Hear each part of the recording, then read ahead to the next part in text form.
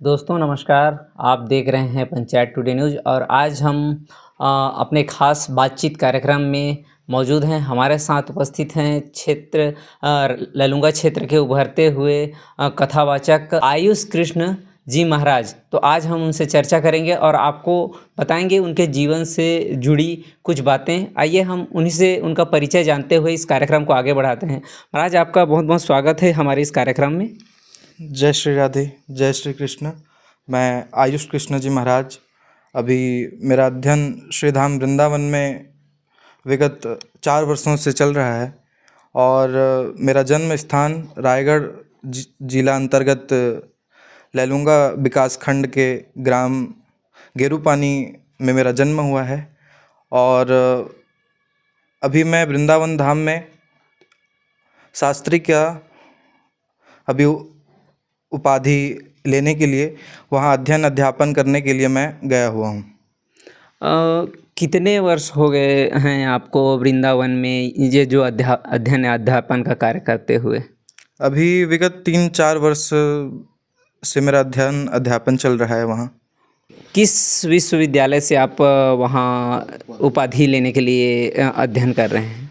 मेरा संपूर्णानंद यूनिवर्सिटी बनारस से, जो कि संस्कृत का महाविद्यालय है, वहीं से मैं अभी शास्त्री का विश्वविद्यालय, तो वहीं शास्त्री का ये 3य वर्ष जो कि मेरा अंतिम वर्ष है। और अब हमारे छत्तीसगढ़ क्षेत्र में मैं कथा करना पिछले साल से प्रारंभ किया हूँ और जिसमें मुझे बहुत स्नेह मिला है। अच्छा, तो ये बताइएगा महाराज जी कि हमारे इस छत्तीसगढ़ प्रांत में आप आकर के कथा वाचन अपना प्रारंभ कर चुके हैं। किन पुराणों का यहाँ आपके द्वारा कथा वाचन किया जाता है? जो बाल कृष्ण लाल की वाङ्मयी प्रतिमूर्ति है श्रीमद् भागवत महापुराण, उस कथा का हम प्रचार प्रसार और लोगों तक उसे श्रवण कराते हैं और उनको ये सिखाते हैं कि श्रीमद् भागवत जो है ये सिर्फ सुनने के लिए नहीं है, इसे अपने जीवन में धारण करना पड़ता है। तो इसलिए उसमें कवि लिखे हैं कि पिबत भागवत रसमाल्यम। जैसे हमें बुखार होता है या तबीयत खराब होती है हमारी, तो हमें सिर्फ दवाई को देखने से ठीक नहीं हो जाते, उसे धारण करना पड़ता है, उसे खाना पड़ता है। तो उसी तरह श्रीमद् भागवत महापुराण को भी हमें धारण करना चाहिए और उसी को हम लोगों तक, भक्तों तक पहुंचाते हैं कि भगवान का नाम ही सब कुछ इस कलयुग में है। और तुलसीदास जी भी कहते हैं कि कलयुग केवल नाम आधारा। तो इसलिए प्रभु की प्रचार प्रसार में उनकी कृपा बनी है, उनकी आशीर्वाद बनी है कि मैं आज हमारे क्षेत्र में कथा कर पा रहा हूँ, इतना अध्ययन करने गया। महाराज, आप कथा कर रहे हैं, यहाँ जो क्षेत्र है, ये जो छत्तीसगढ़ का ये जो बीहड़ अंचल है, हमारा जो जिला आता है, ये एक बीहड़ अंचल आता है। यहाँ अगर आप कथा करने जा रहे हैं तो किस तरह यहाँ जो लोग हैं, यहाँ जो भक्त हैं, उनका आपको कितना स्नेह प्राप्त हो रहा है? लोगों का स्नेह, भक्तों का स्नेह तो एक बहुत बड़ा सहयोग है हमको आगे बढ़ाने में, और उनके स्नेह के बिना तो हम कुछ नहीं कर पाते। और जितना हमारे इस क्षेत्र में है, ये थोड़ा आदिवासी क्षेत्र है, तो यहाँ तो उतना अभी कथा मेरी नहीं हो रही है, लेकिन ये सरिया, बरमकेला, रायगढ़, इस एरिया में अभी कथाएं बहुत, आगामी कथा जैसे कि अभी लोइंग महापल्ली में भी हैं। 14 अप्रैल से कथा प्रारंभ है जो कि 20 अप्रैल तक चलेगा। तो ये देखा जाए कि हमारे इस क्षेत्र में जो एक बीहड़ अंचल है, रायगढ़ जिले का बीहड़ अंचल माना जाता है, ये लैलूंगा, तमनार, धर्मजयगढ़, इन क्षेत्रों में कथाओं में थोड़ा सा गति नहीं है कहिए, लेकिन बाकी अन्य क्षेत्रों में गति है। तो ये बताइएगा कि आपका जो अध्ययन अध्यापन चल रहा है, फिर जो भविष्य में किस तरह का आपके द्वारा भक्तों तक अपना संदेश पहुँचाने का विचार चल रहा है? मैं तो प्रभु को ही मानता हूँ सब कुछ, क्योंकि उनके बिना एक पत्ता तक नहीं हिलता। तो उनके लिए ही मैं कार्य कर रहा हूँ, उनका प्रचार प्रसार, और लोगों को यही शिक्षा दूंगा कि दुनिया में, इस संसार में कोई अपना होता नहीं है और प्रभु का नाम ही इस संसार में सार है। और अभी जैसे हमारा क्षेत्र का बात है, तो इस क्षेत्र में भी धीरे धीरे अब होने लगा है और सब कोई जानेंगे, पहचानेंगे। तो वो आगे चलकर सब इस कार्य में बढ़ेंगे आगे। इस क्षेत्र में जो आदिवासी बिहार क्षेत्र जो आता है, यहाँ लोगों की श्रद्धाएं किस तरह दिखती है? जो मंदिर होते हैं वहाँ आपने देखा होगा, वहाँ काफ़ी भीड़ होती है, तो इन प्रति जो आपकी कथा के प्रति या फिर इस क्षेत्र में कथा जो होते हैं उनके प्रति कितना रुझान देखने को मिलता है? यहाँ रुझान तो विशेष करके अभी नहीं हो पाया है, लेकिन धीरे धीरे काम जैसे एक गति से चालू होता है, उसी तरह से अब धीरे धीरे इस क्षेत्र में भी वो बढ़ने लगा है। महाराज जी, हम इससे थोड़ा सा अगर आते हैं कि जिस तरह से आप वृंदावन में आप निवासरत हैं अभी, और वहाँ आप इन जो अपने अध्ययन का कार्य कर रहे हैं, तो वहाँ कितना सुकून मिलता है, बताइएगा। वो तो कहा जाए जैसे कि हमारे ब्रजवासी कहते हैं कि वृंदावन इस कलयुग का बैकुंठ धाम है। वहाँ सुकून है, किसी से कोई लड़ाई झगड़ा नहीं रखते कोई, सिर्फ सुबह उठे तो राधे राधे बोलकर, और अंतिम जो रात है उसको भी वो राधे राधे बोलकर ख़त्म करते हैं दिन भर। तो वहाँ वैसे कोई इंसान को किसी से मतलब नहीं रहता है, वहाँ सिर्फ प्रभु से वो जो चाहते हैं वो रहता है। तो हम माने कि आप अगर वहाँ वृंदावन में निवास कर रहे हैं तो निश्चित तौर पे भगवान जो श्री कृष्ण हैं उनकी नगरी में आप रह रहे हैं, वहाँ से जो आपको आशीर्वाद मिल रहा है वो यहाँ निश्चित तौर पे हमारे क्षेत्र के भक्तों को मिलेगा।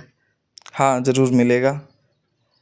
तो और ये बताइए, आपके जो अध्ययन है वो आप कहाँ तक आगे बढ़ाना चाह रहे हैं? मैं अभी शास्त्री करके जन सेवा लोक सेवा करना चाहता हूँ, और मैं अपने कार्य में और भी लोगों के लिए कुछ अच्छा करना चाहूँगा। जैसे भगवान का कुछ मंदिर या कोई अनाथ आश्रय बनाकर मैं वहाँ रहना चाहूँगा और लोगों की सेवा करना चाहूँगा। मतलब भविष्य में आप जन सेवा को प्राथमिकता देने वाले हैं, ऐसा आपका विचार? हाँ, ऐसा विचार है। आपके मन में ये जो विचार है ये मतलब कैसे आया?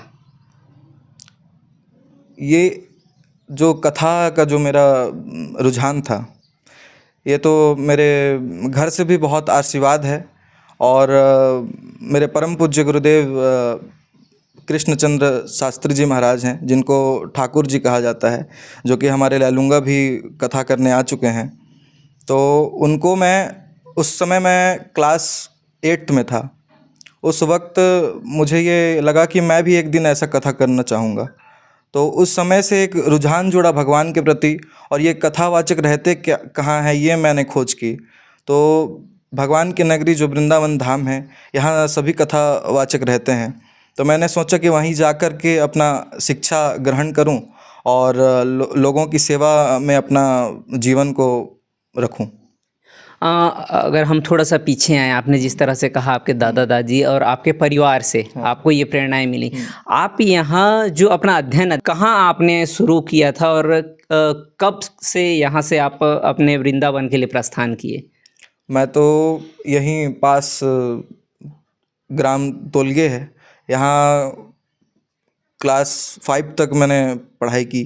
उसके बाद लैलूंगा में क्लास 12 तक मैंने डीएवी मुख्यमंत्री पब्लिक स्कूल में पढ़ाई की। उसके बाद ही मैं आगे की शिक्षा के लिए वृंदावन धाम गया हूँ। डीएवी पब्लिक स्कूल कहने का मतलब ये इंग्लिश मीडियम स्कूल है, और इंग्लिश मीडियम स्कूल से आप सीधा संस्कृत की ओर आपका प्रस्थान, ये कैसा सफ़र रहा आपका? ये सफ़र बहुत कठिन था, बहुत मुश्किल था मेरे लिए, लेकिन प्रभु की दया जब दृष्टि दिखती है तो प्रभु उसे सफल ज़रूर बनाते हैं। तो आप अपना जो गुरु है, अपना जो गुरु इस क्षेत्र में, अगर हम कहें कि जिस क्षेत्र में आप लगातार आगे बढ़ रहे हैं, इन कथावाचक के रूप में आप उभरते नज़र आ रहे हैं, तो आप इसमें अपना जो प्रेरणा स्रोत है, अपना गुरु किसे मानते हैं? गुरु तो मैं जैसे शिक्षा मैंने ग्रहण किया है, मेरे परम पूज्य गुरुदेव आचार्य श्री बद्रीश जी महाराज, इनसे मैंने शिक्षा ग्रहण की है, और उन्हीं को मैं अपना शिक्षा पार्थ मानता हूँ कि वही मुझे आगे बढ़ाए हैं। और माता पिता भी मुझे बहुत सहयोग किए हैं, और मेरी कठिन से कठिन परिस्थिति में मेरा साथ दिए हैं। और मेरे दीक्षा जो गुरु हैं वो कृष्णचंद्र ठाकुर जी हैं, जो कि आज भी मुझे एक छोटे से बच्चे की तरह मानते हैं, और उन्हीं को मैं अपना सारा श्रेय देना चाहूँगा कि आज अगर मैं कुछ हूँ तो मेरे माता पिता और मेरे गुरुजनों और मेरे दादा दादी के लिए ही मैं यहाँ तक आज पहुँच पाया हूँ। मतलब आप जो अपना श्रेय है वो अपने माता पिता और अपने दादा दादी को देना चाहते हैं कि आज जो आप बढ़ रहे हैं उनका जो श्रेय है वो उनको जाता है। हाँ, उनको जाता है। लेकिन ये बताइएगा कि आप वृंदावन में हैं और आपको यहाँ अगर कथा करना होता है तो आप किस तरह से आपको महसूस होता है कि आप अपने राज्य में अपने ज़िले में आकर के करते हैं? बहुत खुशी होती है मुझे कि हमारे क्षेत्र में मैं ज़्यादा स्नेह मुझे मिल रहा है लोगों से, और भक्त श्रद्धालु भी आजकल ऐसे हैं कि हमें एक छोटे से बच्चे की तरह रखते हैं कहीं भी कथा करने जाते हैं। और मेरा उम्र भी ज़्यादा हुआ नहीं है, अभी सिर्फ 19 वर्ष है। तो सभी को मैं अभी ये लगता है कि छोटी सी उम्र में इतना नाम कमाना, इतना आगे बढ़ना, तो इस वजह से सभी लोग का स्नेह बहुत प्राप्त होता है। और ये अंचल में मैंने अब तक बहुत सारी कथाएं हो चुकी है और आगामी कथा भी बहुत सारी हैं। तो हर जगह मुझे स्नेह प्राप्त हो रहा है और भगवान के प्रति एक स्नेह भी मिल रहा है लोगों से। अच्छा, तो हम ये कह सकते हैं कि आपकी उम्र जो आप बता रहे हैं कि 19 वर्ष है, मतलब हम आपको बाल कथाकार के तौर पे उभर रहे हैं, हम ये कह सकते हैं? हाँ जी, ज़रूर, बाल कथाकार ही कह सकते हैं। अभी उम्र तो ज़्यादा नहीं हुआ है, लेकिन प्रभु की कृपा ही है। देखिए कि छोटी सी उम्र में सभी लोग कहते हैं कि छोटी सी उम्र में आप इतना कुछ किए, आप आगे बढ़ रहे हैं। हमको बहुत अच्छा लगता है। ये आसपास के मेरे गांव के आसपास के जितने भी लोग हैं। तो यहाँ जो क्षेत्र में हमने देखा है कि हमने पाया है यहाँ बहुत सारे कथाकार जो उभर रहे हैं, उसमें से आपके जो क्षेत्र है, इस क्षेत्र से आप उभर के आए हैं, और आपको जो आपके लोकल जो क्षेत्र हैं, आपके जो गांव के आसपास, उनका कैसा स्नेह मिल रहा है? बहुत अच्छा मिलता है। जब मैं वृंदावन से 1 वर्ष के बाद वापस आया घर, तो सभी लोग की खुशी एक अलग थी कि वृंदावन में रहते हैं महाराज जी। और बहुत ऐसा स्नेह मिला कि मैं भावुक था कि लोग इतना प्रेम कैसे कर रहे हैं। कहा जाए तो ये प्रभु की कृपा कह सकते हैं। प्रभु की कृपा ही है सब कुछ। तो साथियों, आप देख सकते हैं हमारे साथ जो बाल कथाकार हम कह सकते हैं जो उभर रहे हैं, लैलूंगा क्षेत्र के उभरते हुए कथावाचक हैं, और इन्होंने लगातार पिछले 2 वर्षों से अपनी जो कथाएं हैं वो उससे जनता को, अपने जो भक्तगण हैं जो भगवान के प्रति श्रद्धा रखते हैं, उनको अपने कथावाचन से, अपने मुखारबिंद से जनता को यहाँ भगवान के प्रति, भगवान के साथ संबंध बनाने में सहयोग किया है। अपने वचनों से जनता को यहाँ ओतप्रोत किया है, भक्ति की यहाँ देखने को नज़र आई है। और इनका जो कथा वो लगातार यहाँ पे अभी होने को है। लगातार महाराज जी का कहना है कि उनकी कथाएं आगामी दिनों में होनी है। तो आप समझ सकते हैं कि लैलूंगा क्षेत्र जो रायगढ़ जिले का, छत्तीसगढ़ के रायगढ़ जिले का एक अंतिम छोर ब्लॉक है, और यहाँ पे अधिकतम आदिवासी जनजाति के लोग निवास करते हैं। और वहीं से एक उभरते हुए कथावाचक महाराज हमारे साथ मौजूद थे। हम इनको एक बहुत बड़े कथावाचक के तौर पे देखना चाहते हैं। ये हमारी तरह इस पंचायत टुडे टीम की ओर से शुभकामनाएं हैं। साथियों, हम महाराज के जो नंबर हैं वो आपको डिस्क्रिप्शन बॉक्स में डाल देंगे। आप चाहें तो कथावाचन के लिए महाराज को संपर्क कर सकते हैं और इनके मुखारबिंद से कथा को सुन करके अपने जीवन को धन्य बना सकते हैं। तो साथियों, आप देख रहे थे पंचायत टुडे न्यूज़। आप हमारे चैनल को अधिक से अधिक लाइक, शेयर और सब्सक्राइब करें। आप हमारे चैनल को फेसबुक और इंस्टाग्राम में भी देख सकते हैं। धन्यवाद, नमस्कार, राधे राधे।